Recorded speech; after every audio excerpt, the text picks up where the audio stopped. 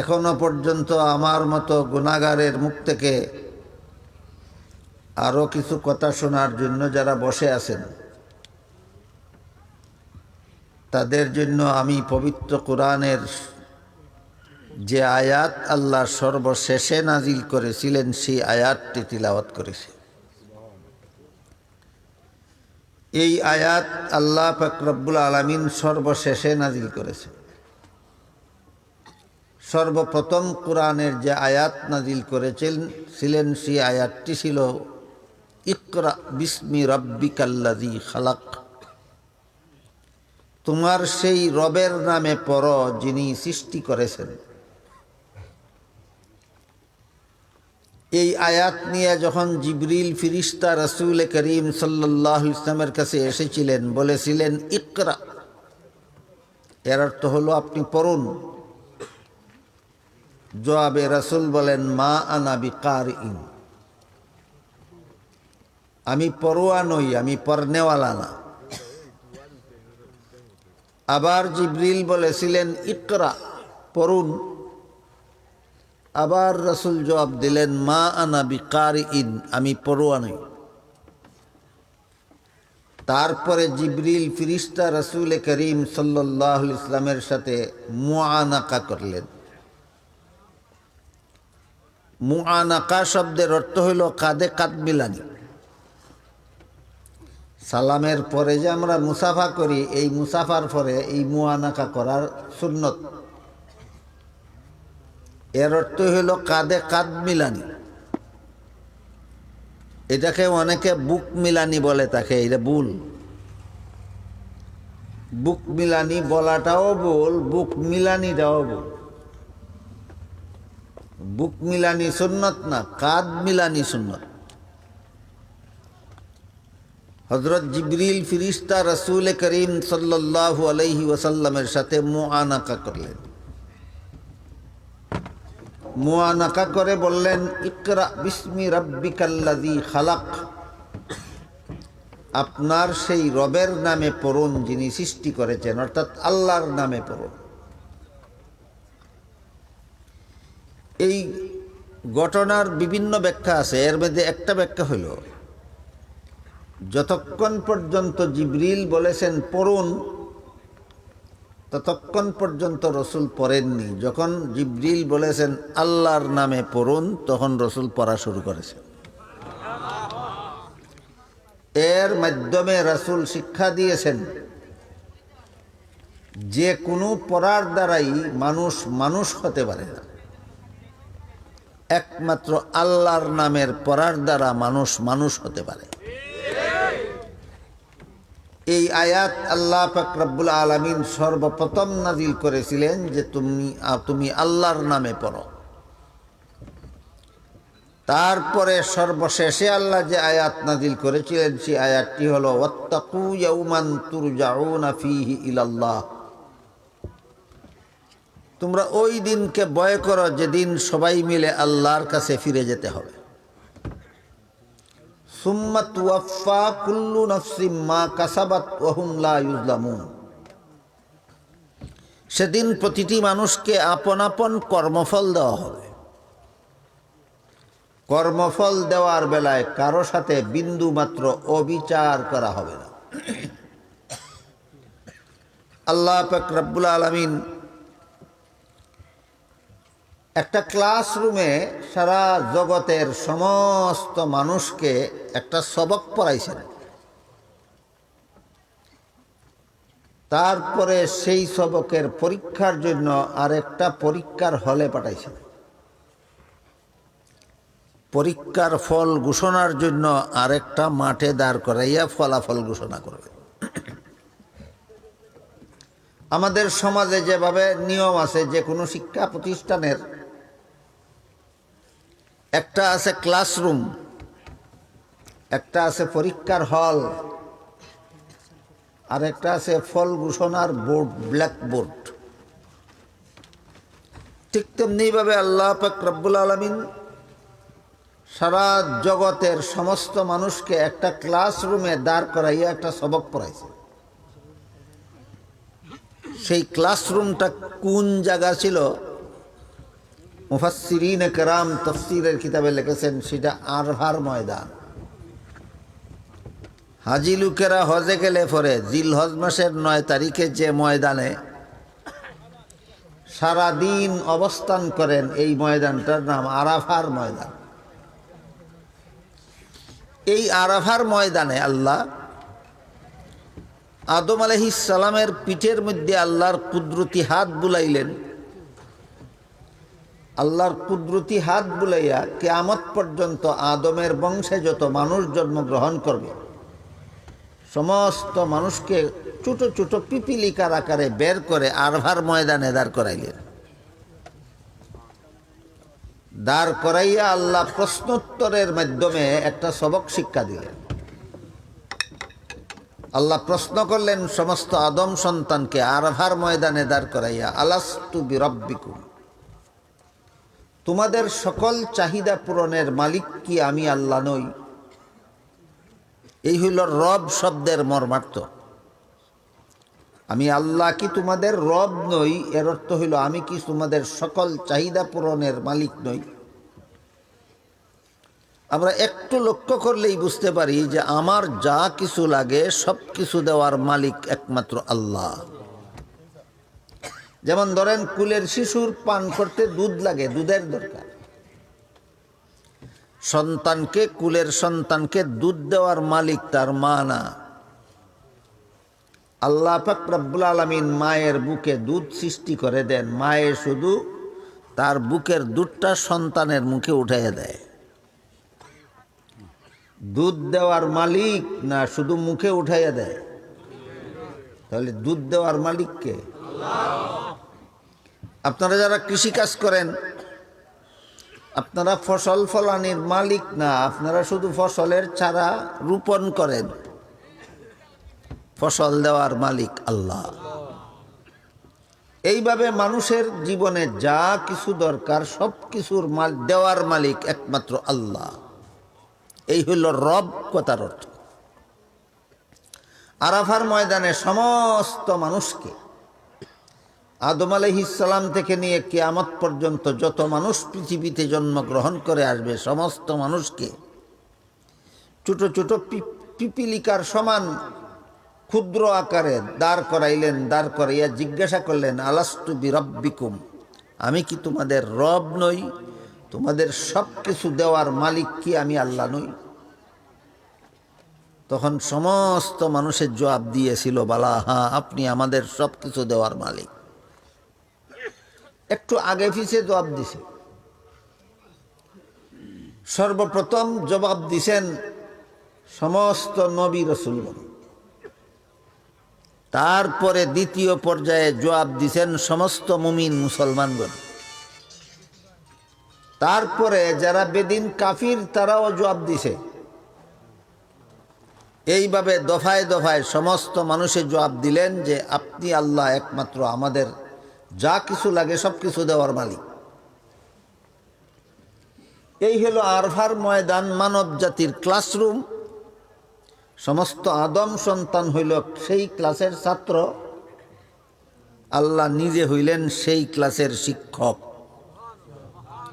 আল্লাহ শিক্ষক হইয়া আরফা নামক ক্লাসরুমে দাঁড় করাইয়া আদম সন্তান নামক সব শিখালেন যে তোমাদের যা কিছু লাগে সব কিছু দেওয়ার মালিক আমি আল্লাহ। এই সবক যে পড়াইলেন, সবক মনে রাখে না ভুলে যায়, এটা পরীক্ষা করার জন্য এবার এদেরকে পালাক্রমে দুনিয়াতে পাঠাইতেছে। কোরআনের বিভিন্ন আয়াতে আল্লাহ বারবার বলেছেন, খালাকাল মাউতা ওয়াল হায়াতা লিয়াবলুয়াকুম আইয়ুকুম আহসানু আমালা। দুনিয়াতে তোমাদেরকে একটা সীমিত জীবন দিয়ে জীবন শেষে মরণকে অবধারিত করে দিয়ে আল্লাহ পালাক্রমে তোমাদেরকে দুনিয়াতে পাঠাচ্ছেন তোমাদের পরীক্ষা করার জন্য। যেই সবক পড়ে আইছো সেই সবক মতে জবাব দাও, না সবক ভুলে যাও, এর পরীক্ষার জন্য আল্লাহ তোমাদেরকে দুনিয়াতে পাঠান। আরফার ময়দান ছিল আমাদের ক্লাসরুম, আর এই দুনিয়াটা হইল আমাদের পরীক্ষার হল। দুনিয়াটা হইল পরীক্ষার হল। সামনের কথা বোঝার সুবিধার্থে একটু মনে রাখুন,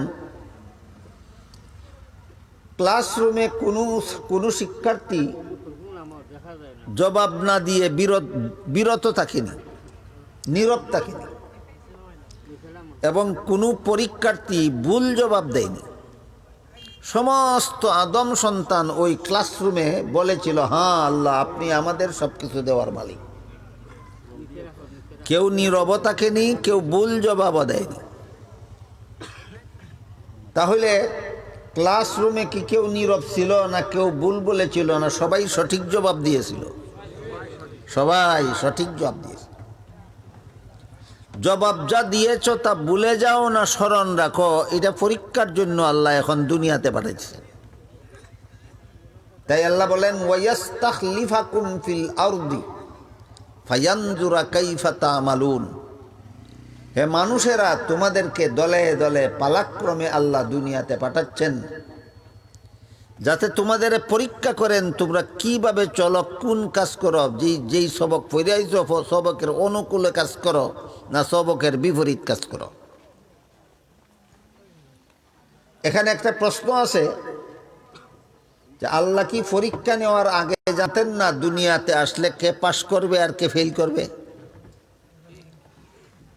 ফেরাউন, নমরুদ, কারুন, হামান, সাদ্দাদ, আবু জাহাল, আবুল আহাব, এরা দুনিয়াতে আসলে যেই কথা স্বীকার করছিল পরীক্ষার হলে এর বিপরীত কাজ করবে আল্লাহ আগেই জানতেন। আর সমস্ত মুমিন, মুসলমান, ইমানদার, নেককার দুনিয়াতে আসলে যেই সবক ছিল সেই সবক মতে কাজ করবে আল্লাহ আগেই জানতেন। কাজেই এই পরীক্ষাতে কে পাস করবে কে ফেল করবে আল্লাহর কি জানা ছিল না? জানা ছিল। তাহলে পরীক্ষা করবেন কেন? কোনো শিক্ষক যখন কোনো ছাত্র পড়ায় তখন সে পড়া স্মরণ রাখলো না, ভুলে গেল, এটা জানার জন্য পরীক্ষা করে। আল্লাহ তো পরীক্ষার আগেই জানেন, আল্লাহ কেন পরীক্ষা করবেন? প্রশ্নটা কি বুঝলেন আপনারা? এই প্রশ্নের জবাব হইল এখানেই আল্লাহর পরীক্ষা আর মানুষের পরীক্ষায় বেশ কম। মানুষ কাউকে পরীক্ষা করে পরীক্ষার্থীর যোগ্যতা জানার জন্য, আর আল্লাহ কাউকে পরীক্ষা করেন নিজে জানার জন্য নয়। আল্লাহ পরীক্ষার আগেই জানেন। পরীক্ষার্থীকে তার যোগ্যতা জানাবার জন্য আল্লাহ কাউকে পরীক্ষা করেন। তোমাদেরকে দুনিয়াতে পাঠাইতেছি তোমাদের নিজের আমলের দ্বারা তোমরা নিজেরা জেনে নাও তোমরা কে জান্নাতি আর কে জাহান্নামী। ধরুন সহজ একটা উদাহরণ, হাদিস শরীফে রাসূল করিম সাল্লাল্লাহু আলাইহি ওয়াসাল্লাম বলেছেন, আস-সালাতু মিফতাহুল জান্নাহ, নামাজ বেহেশতের চাবি। কাজেই দুনিয়ার জীবনে যে নামাজি হবে সে এখান থেকে পরকালের জান্নাতের চাবি সংগ্রহ করে নিয়ে যাবে। দুনিয়াতে যে নামাজি হবে না, বেনামাজি হবে, সে এখান থেকেই জান্নাতের চাবি সংগ্রহ করে নিয়ে যেতে পারবে না। পরকালে যদি বেনামাজিকে জাহান্নামে দেওয়া হয় তাইলে প্রশ্ন করার সুযোগ থাকবে না যে আমি কেন জাহান্নামী হব। সোজা জবাব, তোমার দুনিয়াতে পাঠাইছিলাম জান্নাতের চাবি নিয়ে আসার জন্য, তুমি চাবি নিয়ে আসো না, এই জন্য তুমি জাহান্নামে যাও। এই জন্য এক হাদিসে রাসূল করিম সাল্লাল্লাহু আলাইহি ওয়াসাল্লাম বলেন, তামুতুনা কামা তাহইয়াউনা ওয়া তুহশারুনা কামা তামুতুন, আও কামা ক্বালা আলাইহিস সালাতু ওয়াসসালাম। দুনিয়াতে যার আমল ভালো, মরণকালে তার মরণ ভালো, পরকালে তার হাসর ভালো। দুনিয়াতে যার আমল খারাপ, মরণের আগে যদি তওবা না করে তাহলে মরণকালে হবে তার মরণ খারাপ, পরকালে হবে তার হাসর খারাপ।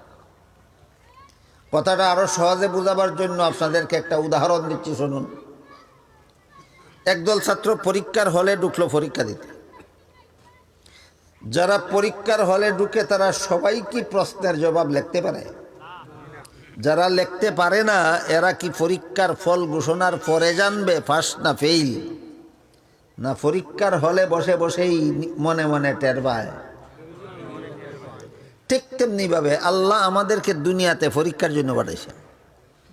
কিছু আমল আছে জান্নাতে যাওয়ার মতো আর কিছু আমল আছে জাহান্নামে যাওয়ার মতো। তুমি যদি নিজের দিকে তাকাইয়া দেখো তুমি জান্নাতে যাওয়ার মতো আমল করতেছ, তাহলে তুমি জেনে নিও তুমি পরীক্ষায় পাস। আর যে আমল জাহান্নামে যাওয়ার মতো, তুমি যদি নিজের দিকে তাকাইয়া দেখো তুমি জাহান্নামে যাওয়ার মতো আমল করতেছ, হাসরের মাঠে দাঁড়াইয়া জানতে হবে না, দুনিয়ার জমিনে নিজের আমলের দিকে দাঁড়াইয়াই তুমি বুঝতে পারো তুমি জান্নাতি না জাহান্নামী। কথা বুঝলেন কি না?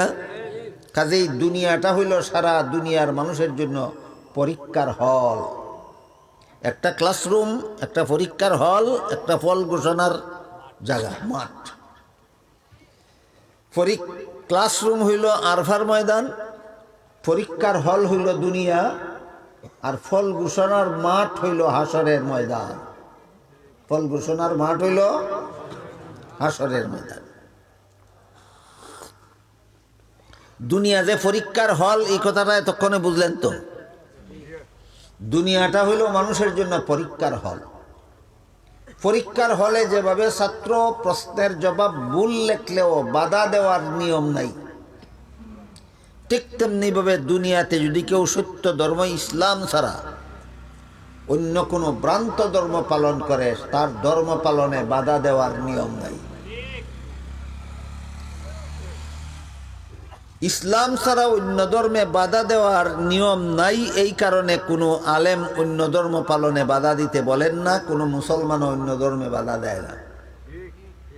এখান থেকে অনেকে ভুল বুঝে, মনে করে আল্লাহর পক্ষ থেকে যখন বাধা দেওয়ার নিয়ম নাই, তাইলে মনে হয় সেইগুলিও আল্লাহর কাছে গ্রহণযোগ্য। ভুল ধারণা। আমি অতীতে অন্যান্য বৎসরের সম্মেলনে আপনাদেরকে বিস্তারিতভাবে বিষয়টা বলেছি। যেহেতু পরীক্ষার হলে ভুল লেখলে বাধা দেওয়ার নিয়ম নাই, এই জন্য বাধা দেওয়া হয় না। কিন্তু এই সুযোগে যদি কেউ ইচ্ছা মতো ভুল লেখে, তাইলে যেভাবে তার কপালে গুড়ার ডিম ছাড়া আর কিছু নাই, ঠিক তেমনিভাবে দুনিয়াতে ইসলাম ছাড়া অন্য কোনো ভ্রান্ত ধর্ম পালন করলে বাধা দেওয়ার নিয়ম নাই। এই সুযোগে যদি কেউ অন্য কোনো ধর্ম পালন করে, সে পরীক্ষায় ফেল করবে, পরকালে তার কপালে জাহান্নাম ছাড়া আর কিছু নাই।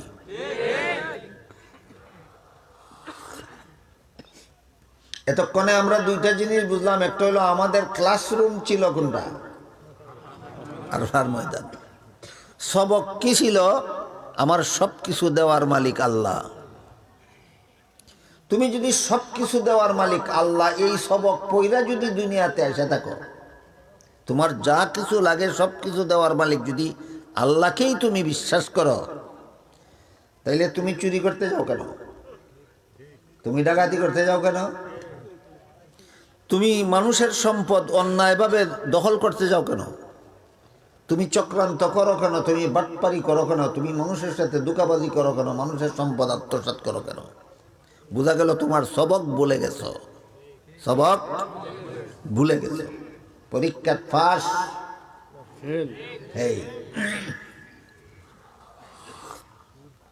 কাজেই দুনিয়াটা হইল পরীক্ষার হল। আপনারা কি জানেন পরীক্ষার হলের ভিতরে এই ফল ঘোষণা দেওয়া হয় না? এই জন্য দুনিয়াতে কাউকে আল্লাহর পক্ষ থেকে পরিষ্কার ভাষায় বলা হবে না তুমি জান্নাতি তুমি জাহান্নামী, বলা হবে না। এখানে যার যার আমল করে যাও, হাসরের মাঠে ঘোষণা দেওয়া হবে কে জান্নাতি আর কে জাহান্নামী। তাই আমাদের ফল ঘোষণার মাঠের বিবরণ দিয়া আল্লাহ বলেন, ওয়াত্তাকু ইয়াওমান তুরজাউনা ফীহি ইলাল্লাহ সুম্মা তুওয়াফফা কুল্লু নাফসিম মা কাসাবাত ওয়া হুম লা ইউযলামুন। ওই দিনকে ভয় করো যেদিন তোমাদের সবাইকে আল্লাহর কাছে ফিরে যেতে হবে। পরীক্ষার হল থেকে বের হয়ে ফল ঘোষণার মাঠে যাওয়ার আগে রাস্তাত আরেকটা ওয়েটিং রুম আছে, বিশ্রামাগার। পরীক্ষার হল থেকে বের হয়ে ফল ঘোষণার মাঠে পৌঁছার আগে আরেকটা কি আছে? ওয়েটিং রুম, বিশ্রামাগার। এটার নাম কবর জগৎ। যার নাম কবর জগৎ। হাদিস শরীফে রাসূল করিম সাল্লাল্লাহু আলাইহি ওয়াসাল্লাম বলেন, কবর জগৎটা হয়তো কবরবাসীর জন্য জান্নাতের একটা বাগান, আর না হয় জাহান্নামের একটা অগ্নিকুণ্ড। জান্নাতের বাগান কার জন্য আর জাহান্নামের অগ্নিকুণ্ড কার জন্য, তার বিবরণ দিয়া অন্য হাদিসে আল্লাহ রসুল বলেন, যে কোনো ধর্মের যে কোনো মানুষ মরণের পরে তার লাশ যেখানেই শেষকৃত্য সম্পন্ন করা হোক, চাই গুরুস্থানে দাফন করা হোক, চাই শ্মশানঘাটে আগুনে জ্বালিয়ে দেওয়া হোক, চাই সাগরে মাছের পেটে নিমজ্জিত হোক, চাই জঙ্গলে বাঘের পেটে নিমজ্জিত হোক, তার রূহ কিন্তু মাটিও খায় না, আগুনেও ফুরে না, তার রূহটা কিন্তু বাঘের পেটেও যায় না, মাছের পেটেও যায় না। তার রূহটাকে যেখানে নিয়ে রাখা হবে সেখানে তার রূহের সাথে পরীক্ষার হলের ব্যাপারে কিছু কথাবার্তা হবে। তার রূহের সাথে কি হবে, পরীক্ষার হলে কি করে এসেছো এই ব্যাপারে কিছু কথাবার্তা হবে। কথাবার্তা বলার জন্য তার কবর জগতে দুইজন ফিরিস্তা পাঠানো হয়। একজনের নাম মুনকার আর একজনের নাম নাকির। মুনকার নাকির নামের দুইজন ফিরিস্তা তার কবর জগতে আসেন। এসে তিনটা প্রশ্ন করেন, আশা করি আপনারা জীবনে আরো শুনে থাকবেন। মুনকার নাকির ফিরিস্তা কবরে মুর্দার সাথে কতটা প্রশ্নোত্তর করে থাকে? তিনটা প্রশ্নোত্তর। প্রথম প্রশ্ন হইল মার রাব্বুকা, ওই সবক ইয়াদ আছেনি? সবক ক্লাসরুমে আল্লাহ কি শিক্ষা দিয়েছিলেন? তোমাদের রব আমি আল্লাহ। যারা দুনিয়ার জীবনে আল্লাহকে রব হিসাবে জীবনযাপন করিনি, আমার সব কিছু দেওয়ার মালিক আল্লাহ, কাজে আল্লাহ যেভাবে দিয়েছেন আমি সেভাবে নেব, অন্যভাবে নেওয়ার চেষ্টা করব না, এইভাবে যারা জীবনযাপন করে এদেরকে কবরে যখন জিজ্ঞাসা করা হয়, কবরের সোয়াল জবটা ধরে নেন, এটা একটা টেস্ট পরীক্ষার মতো। কি পরীক্ষা? টেস্ট পরীক্ষা। টেস্ট পরীক্ষায় যদি টিকে তাহলে ফাইনাল পরীক্ষায় অংশগ্রহণ করতে পারবে। টেস্ট পরীক্ষায় যদি টিকে না তাহলে ফাইনাল পরীক্ষায় অংশগ্রহণ করতে পারবে। কবরের সোয়াল জবটা একটা টেস্ট পরীক্ষার মতো। সবক যে পড়াইয়া দিছিলাম তোমারে মনে আসেনি? এই হলো মার রাব্বুকা প্রশ্নের মর্ম।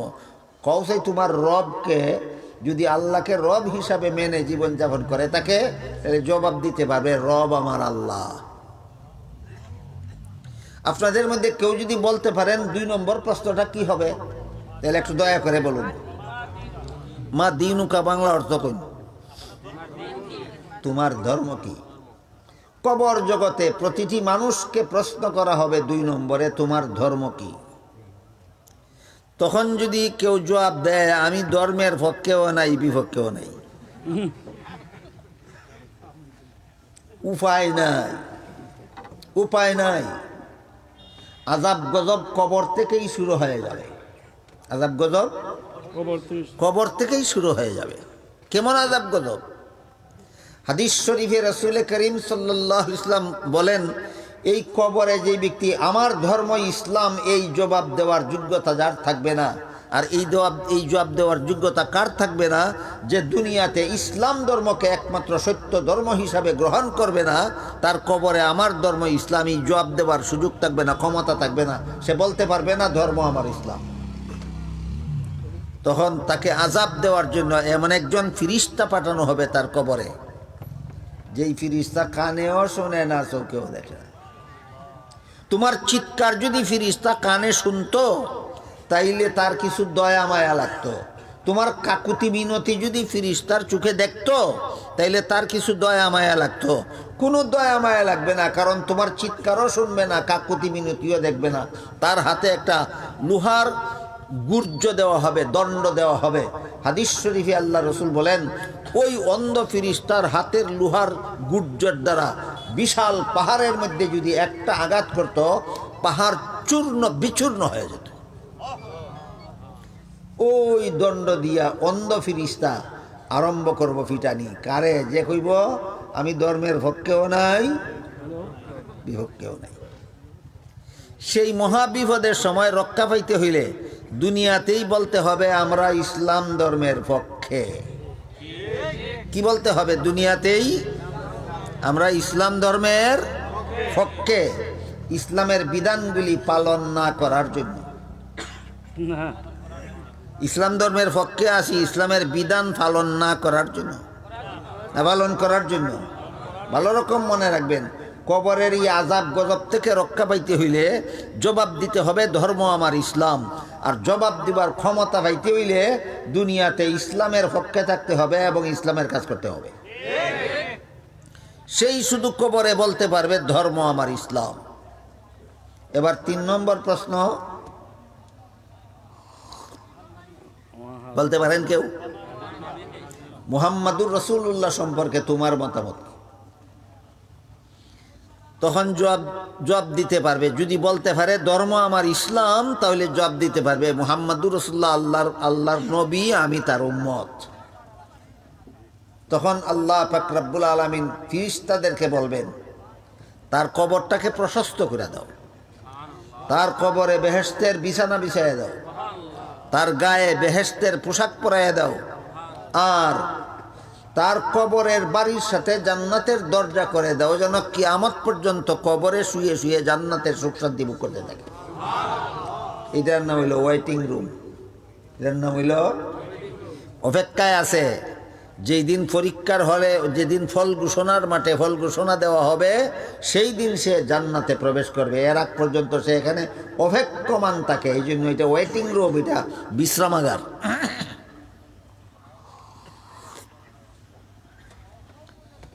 সমস্ত মানুষ যখন দুনিয়াতে আগমন শেষ হয়ে যাবে, ইসরাফিল ফিরিস্তার সিঙ্গার ফুঁকে সারা দুনিয়া ধ্বংস হয়ে যাবে, মানুষ পশু মরে যাবে, হাসরের মাঠে সমস্ত মানুষকে মাটির নিচ থেকে জীবিত হয়ে দাঁড়াতে হবে। আরম্ভ হইল ফল ঘোষণার মাঠের কাজ। এই পর্যন্ত কতটা বিষয় আমরা অতিক্রম করে আসলাম। একটা ক্লাসরুম, একটা পরীক্ষার হল, আর একটা ওয়েটিং রুম। এখন ফল ঘোষণার মাঠ হইল হাসরের মাঠ। ফল ঘোষণার মাঠ হইল হাসরের মাঠ। আল্লাহ বলেন, কবরে ঢুকার আগে আগে হাসরের মাঠের চিন্তা মাথায় রাখো। হাসরের মাঠে তোমার ফল ঘোষণা হবে, তুমি জান্নাতি না জাহান্নামী তোমার নামে ঘোষণা দেওয়া হবে।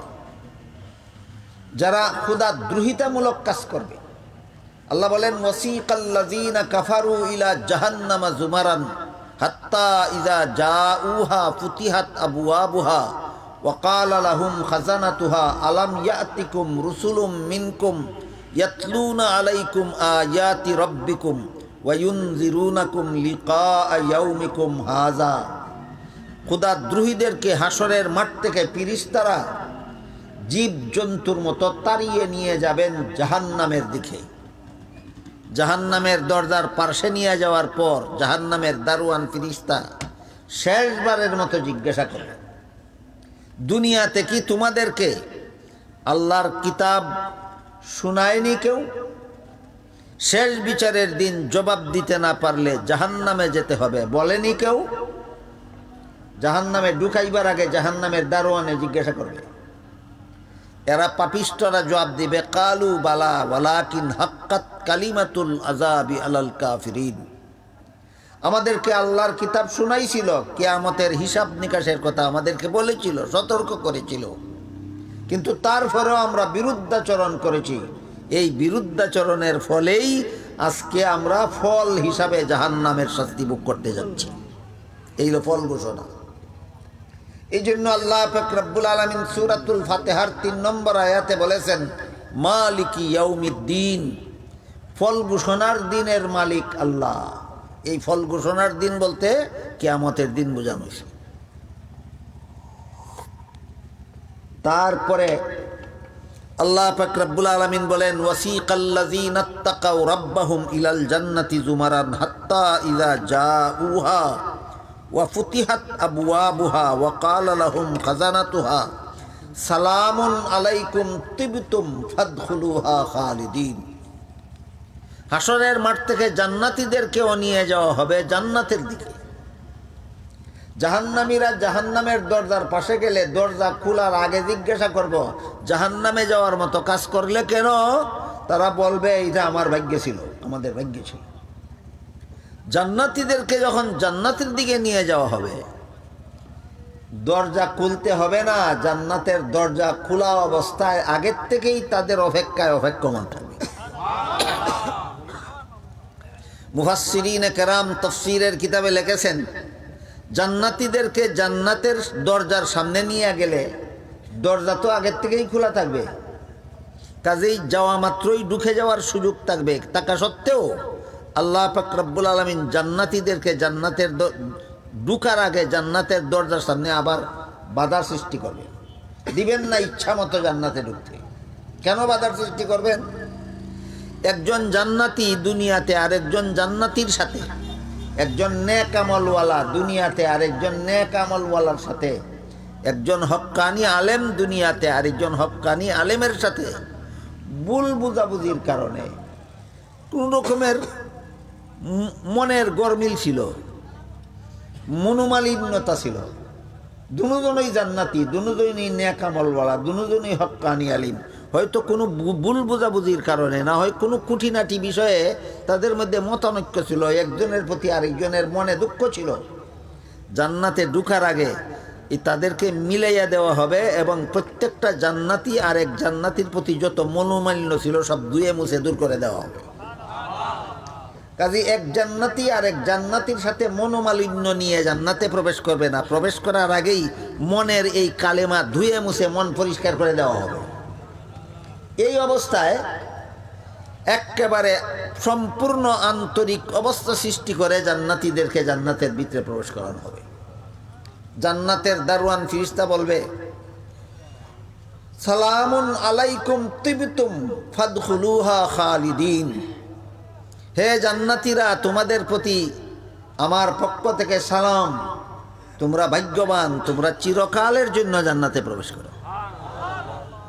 হাদিস শরীফে রাসূল করিম সাল্লাল্লাহু আলাইহি ওয়াসাল্লাম বলেন, জান্নাতীরা জান্নাতে প্রবেশ করার পরে, সমস্ত জাহান্নামীরা জাহান্নামে প্রবেশ করার পরে জান্নাত জাহান্নামের মধ্যখানে দুম্বার আকৃতিতে একটা জানোয়ারকে আনা হবে। কিসের আকৃতিতে? দুম্বার আকৃতিতে একটা জানোয়ারকে উপস্থিত করা হবে জান্নাত আর জাহান্নামের মধ্যখানে। জান্নাতীদেরকে বলা হবে, তোমরা এই জন্তুটা দেখো, এটাকে জবাই করা হবে। জাহান্নামীদেরকে বলবে, তোমরাও দেখো, এটা জবাই করা হবে। আসলে এটা আকৃতি দুম্বার, আসলে এটা দুম্বা নয়, এটা মৃত্যু।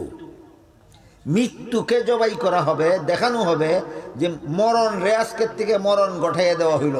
যারা জান্নাতে গেছো তাদের কোনোদিন মরণ হবে না, চিরকাল জান্নাতে থাকবে। যারা জাহান্নামে গেছো কোনোদিন আর মরণ হবে না, চিরকাল জাহান্নামে থাকবে। হাদিস শরীফে রাসূল করিম সাল্লাল্লাহু আলাইহি ওয়াসাল্লাম বলেন, জান্নাতীরা যখন দেখব মরণ রে জবাই করে দেওয়া হয়েছে, তখন জান্নাতের সুখ শান্তি পাইয়া যে আনন্দ পাইছিল, আর কোনোদিন মরতে হবে না জানার পরে এর চেয়ে বেশি আনন্দিত হবে। আর জাহান্নামীরাও যখন দেখব মরণকে জবাই করে দেওয়া হয়েছে, আর কোনোদিন মরণ হবে না এই কথা জানার পরে, জান্নাতে গিয়া যে শাস্তি ভোগ করছিল, আর কোনোদিন মরণ হবে না, চিরকাল জাহান্নামে থাকতে হবে এই কথা জানার পরে জাহান্নামের শাস্তির চেয়ে আরো বেশি শাস্তি পাবে। এই জন্য আল্লাহ পাক রব্বুল আলামিন আমাদেরকে সতর্ক করে দিয়ে বলেন, সেই দিন যেন তোমাদের জাহান্নামে যেতে না হয়, সেই দিন যেন তোমাদের আফসোস করতে না হয়। জাহান্নামের মতো কাজ নিয়ে কবরে প্রবেশ করো না, জাহান্নামের যাওয়ার মতো কাজ করে হাসরের মাঠে দাঁড়াইও না। জান্নাতে যাওয়ার মতো কাজ করে কবরে প্রবেশ করো, জান্নাতে যাওয়ার মতো কাজ নিয়ে হাসরের মাঠে দাঁড়াও, যেন তোমরা শেষ বিচারের দিন জান্নাতে প্রবেশ করতে পারো। আল্লাহ আপনাদের আমাদের সবাইকে এই তৌফিক দান করুন। সবাই বলুন আমিন। সুবহান রাব্বিকা রাব্বিল ইজ্জাতি আম্মা ইয়াসিফুন ওয়া সালামুন আলাল মুরসালিন আলহামদুলিল্লাহি রাব্বিল আলামিন। মই আমার জায়গা কইলা না।